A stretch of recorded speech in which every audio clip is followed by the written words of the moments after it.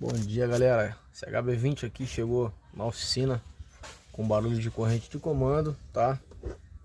Foi desmontado aqui, né? Conferido aqui a polia para ver se não havia folga na polia. Não tem folga, tá?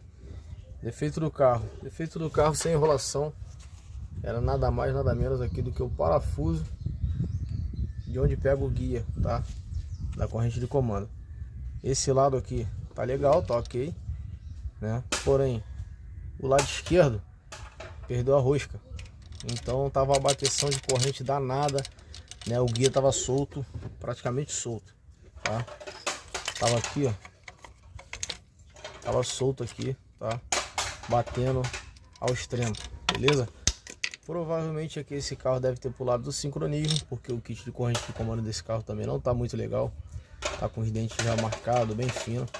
Já tem que fazer a substituição, tá? O procedimento correto aqui: desmontar o cabeçote, verificar se não empenou nenhuma válvula, tá? Se tiver empenado, manda para retífica, se não, a gente verifica aqui, põe a junta no lugar, verifica se tem empeno no cabeçote e no bloco. Não tendo empeno no cabeçote, não tendo empeno no bloco e nem nas válvulas, a gente põe aqui o cabeçote no lugar com a junta nova, né? Faz a rosca aqui no bloco novamente para a medida, né, do parafuso.